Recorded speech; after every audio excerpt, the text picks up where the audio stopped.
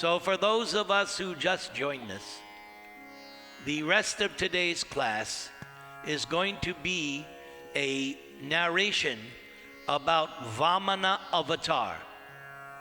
The Vamana avatar was already mentioned by Krishna the night of his appearance, when he spoke to Vasudeva and Devaki, informing them that this was the third time Krishna had appeared as their son.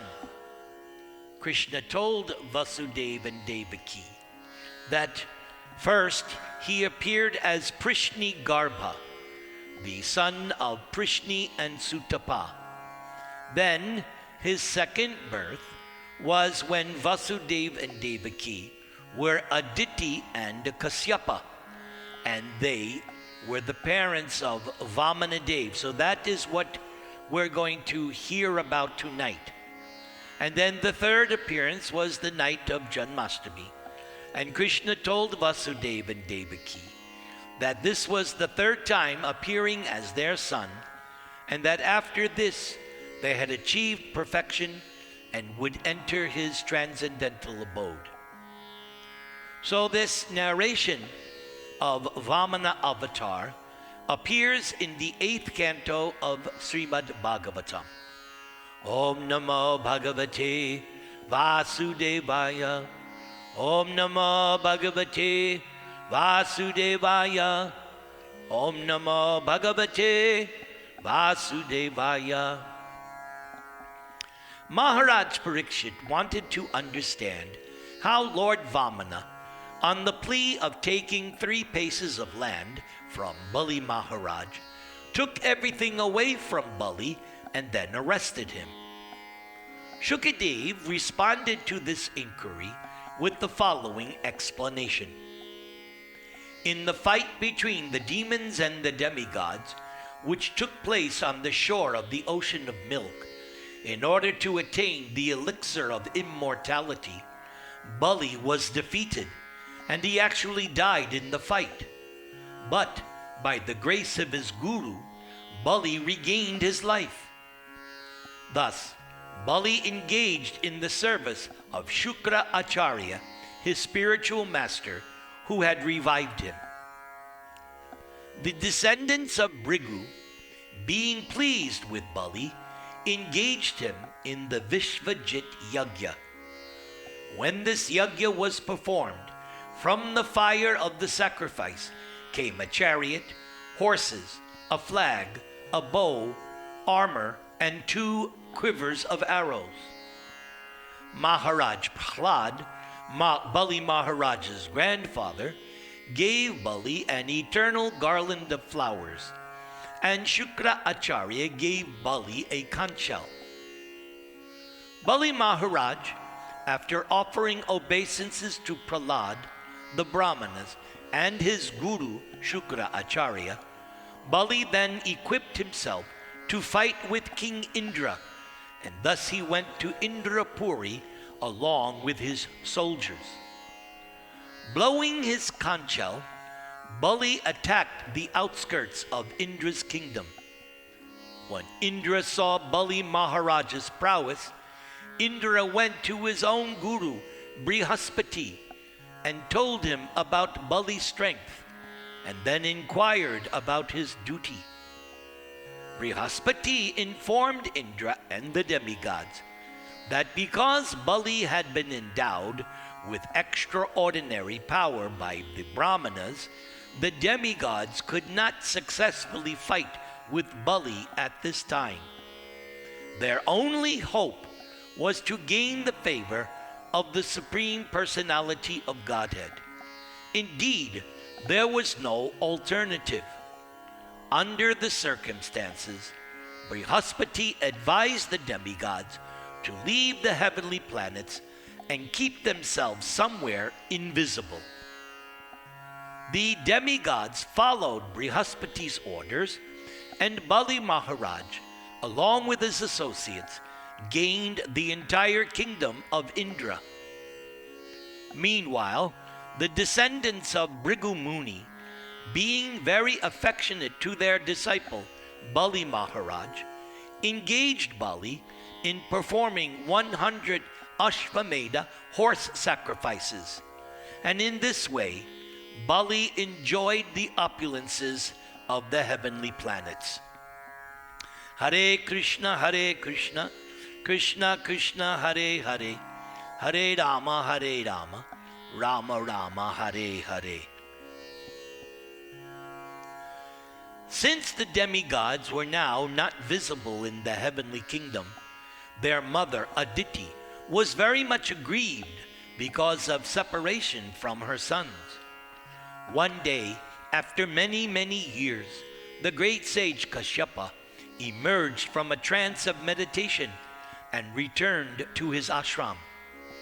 Kashyapa saw that the ashram was no longer beautiful and that his wife Aditi was now very morose. Everywhere in the ashram, Kashyapa saw signs of lamentation.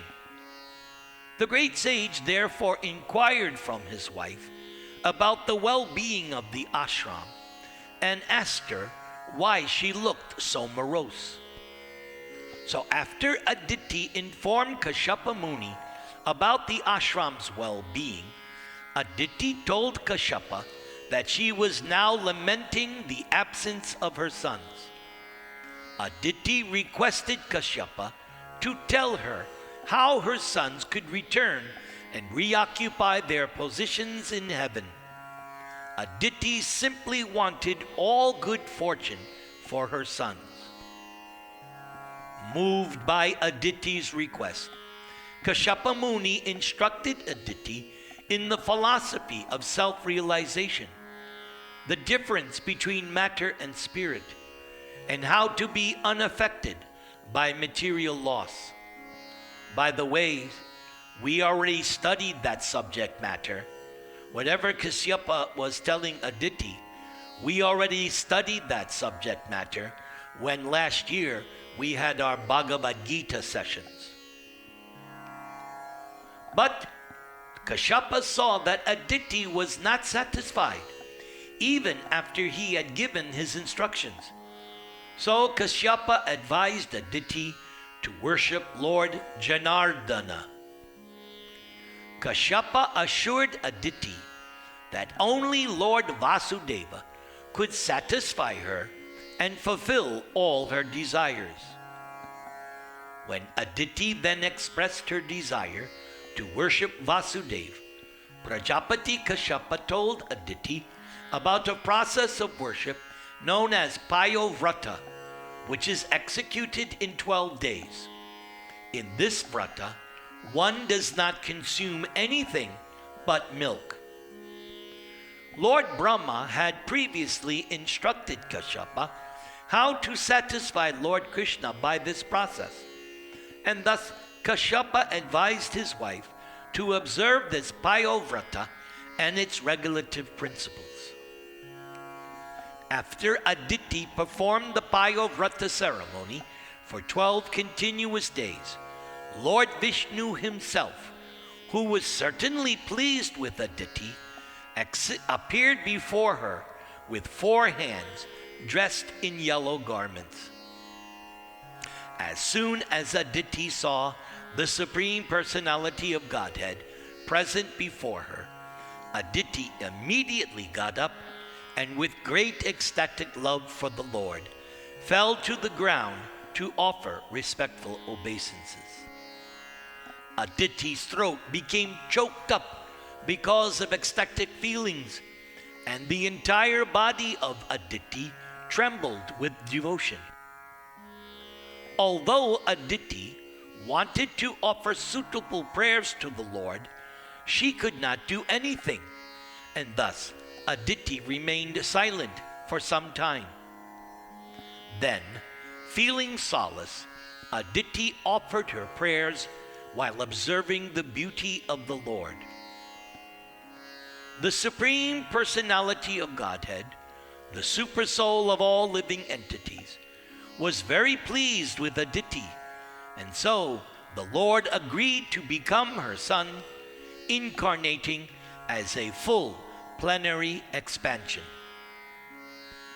Krishna was already pleased by the austerities of Kashyapa Muni, and so Krishna agreed to become their son and thus maintain the demigods. After giving his word of honor to this effect, the Lord disappeared. And following the order of the Supreme Personality of Godhead, Aditi engaged in the service of Kashyapa Muni, who could now see by samadhi that the Lord was indeed within him. Lord Brahma, who is also known as Hiranyagarbha, understood that the Supreme Personality of Godhead had entered Aditi's womb. Thus, Lord Brahma offered prayers to the Lord. Then, Vamana appeared in this world from the womb of Aditi, completely equipped with conchal, disc, club, and lotus.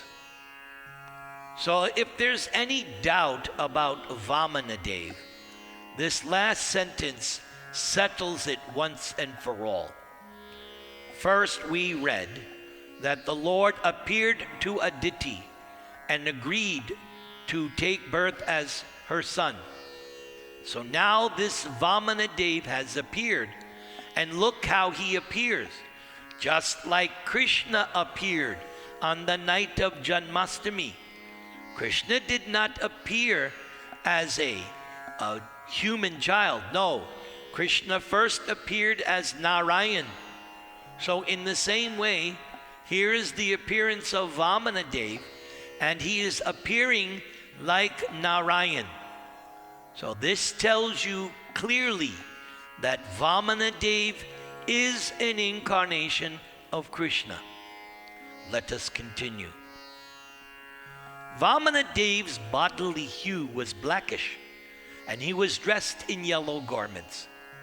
Thus, Lord Vishnu appeared at an auspicious moment on Sravana Dwadasi, when the Abhijit star had arisen.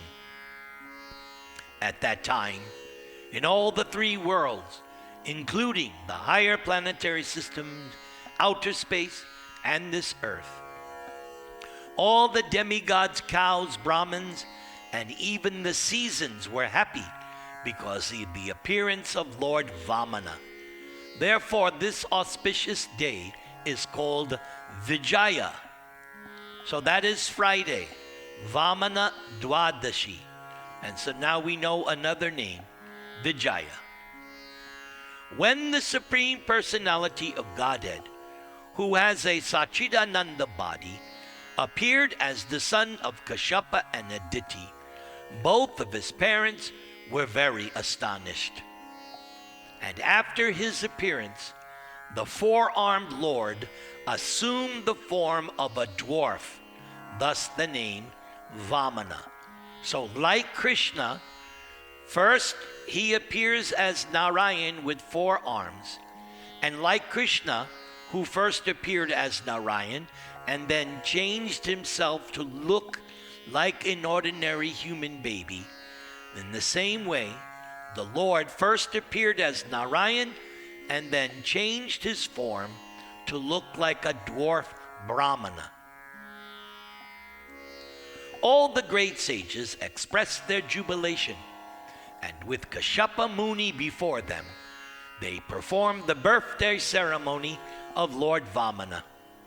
At that time of Vamana's Dev's appearance, the sacred thread ceremony was performed, and he was honored by the sun god, Brihaspati, the goddess presiding over the planet Earth, the deity of the heavenly planets, by his own mother Aditi, by Lord Brahma, by Kuvera, the seven rishis, and others.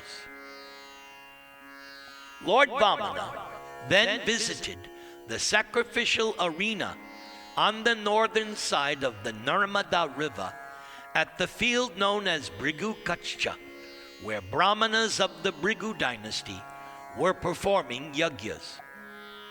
Wearing a belt made of munja straw, an upper garment of deerskin, and a sacred thread, and carrying in his hands a danda, umbrella, a water pot, Vamana appeared in the sacrificial arena of Maharaj Bali. And because of his transcendentally effulgent presence, all the priests were diminished in their own prowess, and thus they all stood up from their seats and offered prayers to Lord Vamana. It is said, and it is indeed famous, that even Lord Shiva accepts on his head the Ganges water generated from the toe of Vamana. After washing the Lord's feet, Bali Maharaj immediately accepted the water from Vamana-dev's feet on his head and felt that he and his predecessors had certainly been glorified. Then Bali Maharaj inquired of Vamana-dev's welfare and requested Lord Vamana to ask him for money, jewels, or anything the Lord might desire.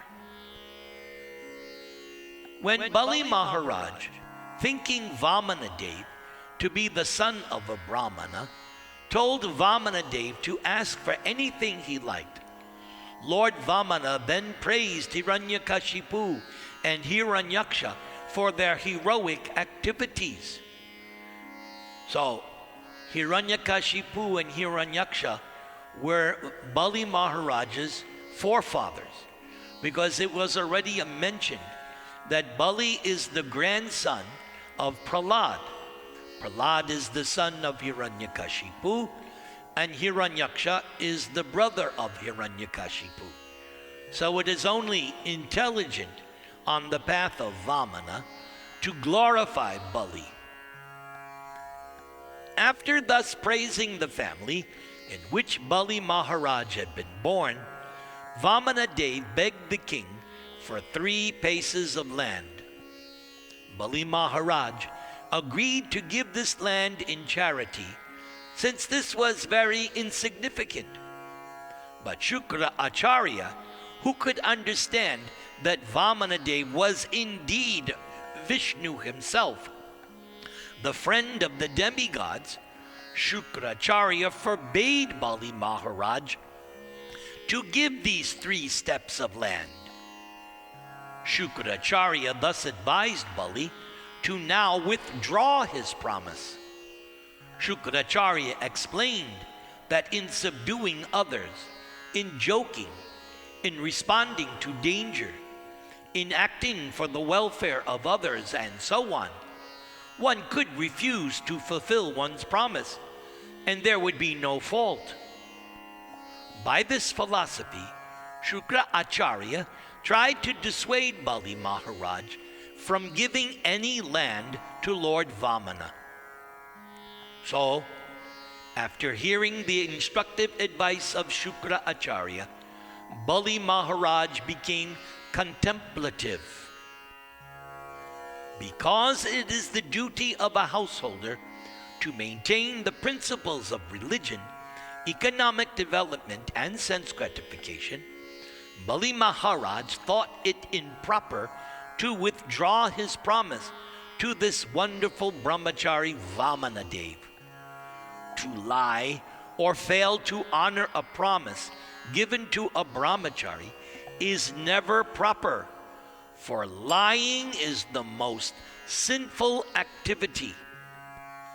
Everyone should be afraid of the sinful reactions to lying, for Mother Earth cannot even bear the weight of one sinful liar. The spreading of a kingdom or empire is temporary.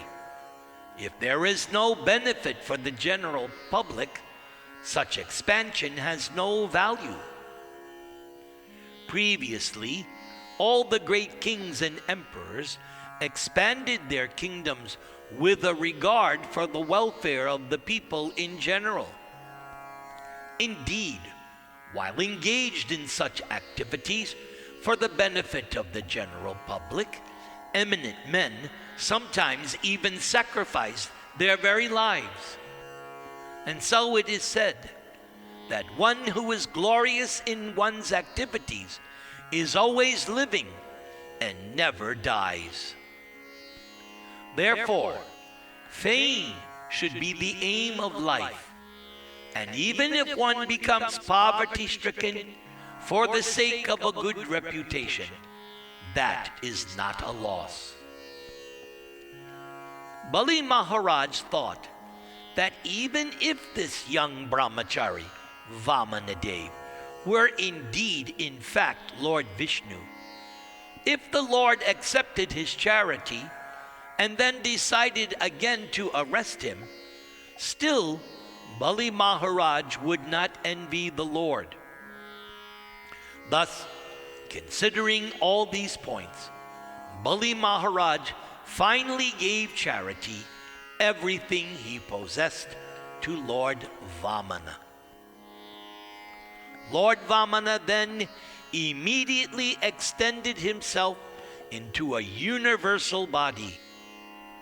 By the mercy of Vamana-dev, Bali could see that God is all-pervading and that everything rests in the body of God.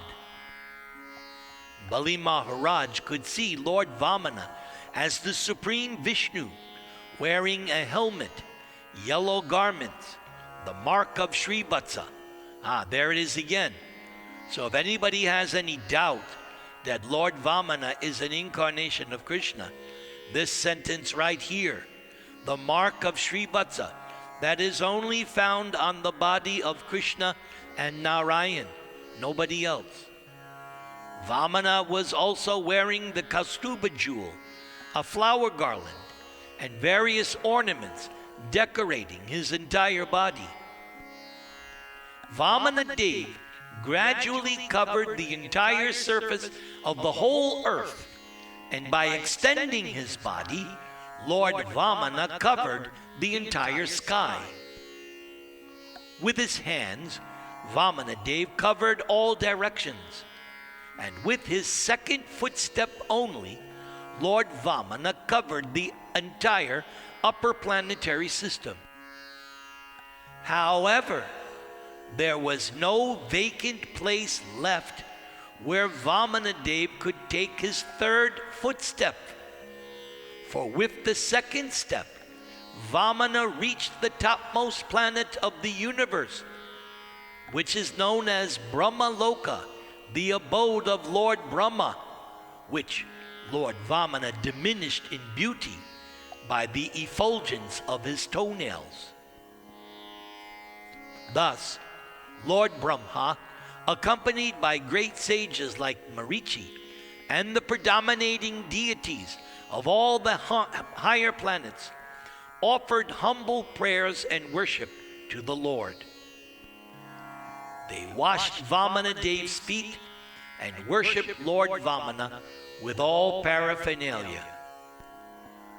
Riksaraj Jambavan played his bugle in order to vibrate the glories of the Lord.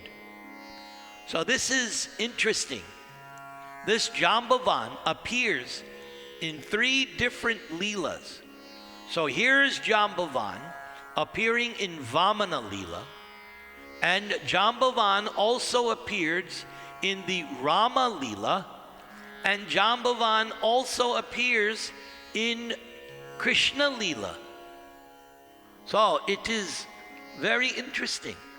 3 different incarnations, Jambavan is appearing. When Bali Maharaj was now deprived of all of his possessions, the demons became very angry. Although Bali warned them not to do so, they took up weapons against Lord Vishnu. But all of them were defeated, however, by the eternal associates of Lord Vishnu, the Vishnu Dutas. And in accordance with Bali Maharaj's order, the demons then entered the lower planets of the universe. Understanding Lord Vishnu's purpose, Garuda, the carrier of Lord Vishnu, immediately arrested Bali Maharaj with the ropes of Varuna. And when Bali Maharaj was thus reduced to a helpless position, Lord Vishnu asked Bali for the third step of land, which Bali had originally promised. Because Lord Vishnu appreciated Bali's determination and integrity, when Bali Maharaj was unable to fulfill his promise of the third step, Lord Vishnu ascertained that the best place for Bali would be the planet Sutala, which is better than the planets of heaven. Bali Maharaj was extremely truthful. Being unable to keep his promise, Bali was very much afraid, for Bali knew that one who has deviated from truthfulness is insignificant in the eyes of society. An exalted person can suffer the consequences of hellish life, but one is very much afraid of being defamed for deviation from the truth. Bali Maharaj agreed with great pleasure to accept the punishment awarded him by the Supreme Personality of Godhead. In Bali Maharaj's dynasty, there were many asuras who, because of their enmity toward Vishnu, had achieved a destination more exalted than that of many mystic yogis, having been killed by the Lord. Bali Maharaj specifically remembered the determination of his grandfather, Prahlad Maharaj, in devotional service. Considering all these points, Bali decided to give his utter last possession. He gave his own head in charity as the place for Vishnu's third step. Bali Maharaj also considered how great personalities give up their family relationships and material possessions in order to satisfy the Supreme Personality of Godhead. Indeed, they sometimes even sacrifice their lives for the satisfaction of the Lord in order just to become his personal associate. Thus, by following in the footsteps of the previous acharyas and devotees, Bali Maharaj accordingly perceived himself successful. While Bali, having been arrested by the ropes of Varuna, was offering prayers to Lord Vamana, Bali's grandfather, Prahlad Maharaj, appeared on the scene and described how the Supreme Personality of Godhead had actually delivered Bali by taking away his possessions in a tricky way. While Prahlad Maharaj was present, Lord Brahma and Bali's wife Vindhyavali described the supremacy of the Supreme Lord. While Lord Brahma was speaking, Bali's wife interrupted Lord Brahma and described the supremacy of the Supreme Lord. Since Bali had given everything to Lord Vamana, they all prayed for Bali's release.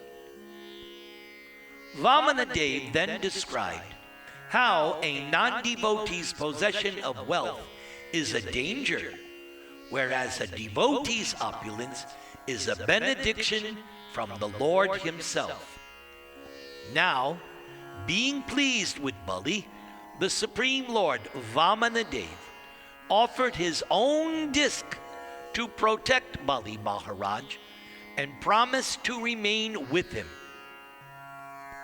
The great soul Bali Maharaj experienced that the highest gain in life is to attain devotional service under the shelter of the Lord's lotus feet in full surrender, Being fixed in this conclusion, Bali's heart, now full of ecstatic devotion, and his eyes full of tears, Bali offered obeisances to the personality of Godhead, and then with his associates entered the planet known as Sutala.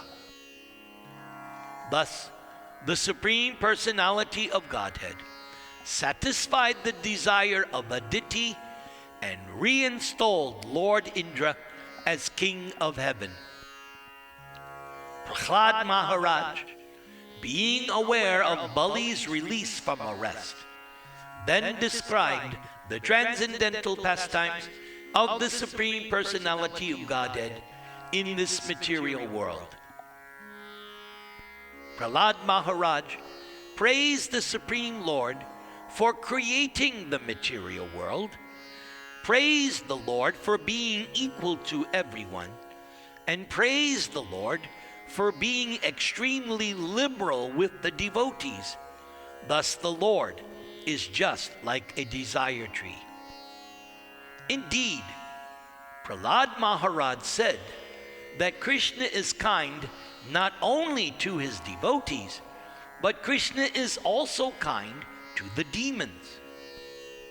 In this way, Prahlad described the unlimited, causeless mercy of the Supreme Personality of Godhead.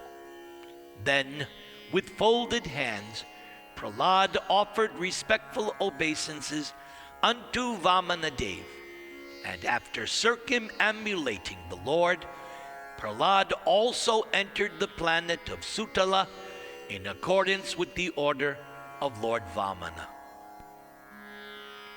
Vamana-dev then ordered Shukra Acharya to describe the faults of Bali Maharaj and the discrepancies in executing the sacrificial ceremony. Shukracharya suddenly became free from all fruitive actions, and he chanted, Mantratas tantratas chidrang desha kalarha vastuta sarvam karoti nischidram anusankirtanam tava. Mantratas tantratas chidrang desha kalarha vastuta sarvam karoti nischidram anusankirtanam tava. Shukracharya said, O Lord Vamana, there may be discrepancies in pronouncing the mantras and observing the regulative principles, and moreover there may be discrepancies in regard to time, place, person, and paraphernalia. But, my Lord, when your Lordship's holy name is chanted, everything becomes faultless. This verse by Shukracharya is so important. I'm going to repeat it because it is so important. O Lord, there may be discrepancy in pronouncing the mantras, and there may be discrepancies in observing the regulative principles, and moreover, there may be discrepancies in regard to time, place, person, and paraphernalia. But when your Lordship's holy name is chanted, everything becomes faultless. When your Lordship's holy name is chanted, everything becomes faultless. Shukracharya then completed Bali Maharaj's sacrificial ceremony. All the great saintly persons then accepted Vamana-dev as the benefactor of Lord Indra, because Lord Vamana had returned Indra to his heavenly planet. They all accepted the Supreme Personality of Godhead, Vamana, as the maintainer of all the affairs of the universe. Being now very happy, Indra, along with his associates, placed Vamana-dev before them, and they re-entered the heavenly planet in their airplane. Having thus seen the wonderful activities of Lord Vishnu in the sacrificial arena of Bali Maharaj, all the demigods, saintly persons, the Pittas, Bhutas, and Siddhas glorified Vamana Dev again and again. So now, since you have all patiently heard this narration, Shukadeva Goswami wants to give you a benediction. So I would advise you to fold your hands over your heart and receive this benediction of Shukadeva Goswami through me. Shukadev says, this narration from the 8th canto of Srimad Bhagavatam concludes by saying that the most auspicious function of the conditioned soul is to chant and hear about the glorious activities of Lord Vishnu. So this is most auspicious function, what we just heard today. So I hope you appreciate it, and we will end the class by singing the stotra from the Dash Avatar stotra, which glorifies Lord Vamana. And then I will do my weekly blessings. I hope you liked it.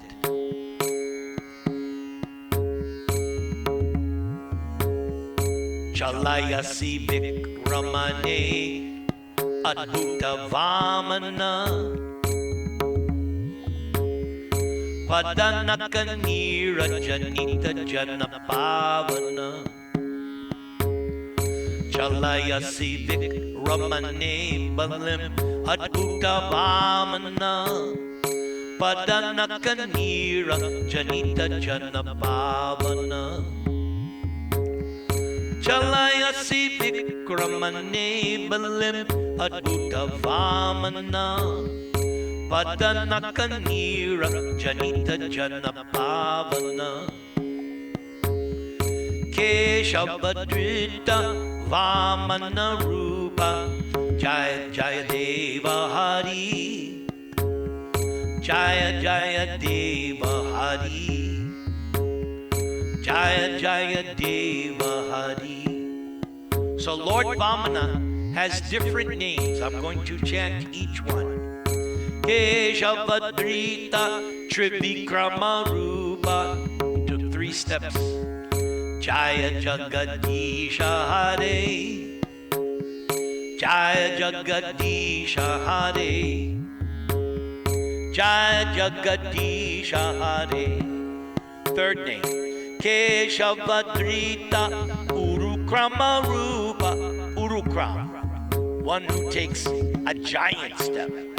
Keshavadrita Urukram Rupa Jaya Jagadisha Hare Jaya Jagadisha Hare Jaya Jagadisha Hare.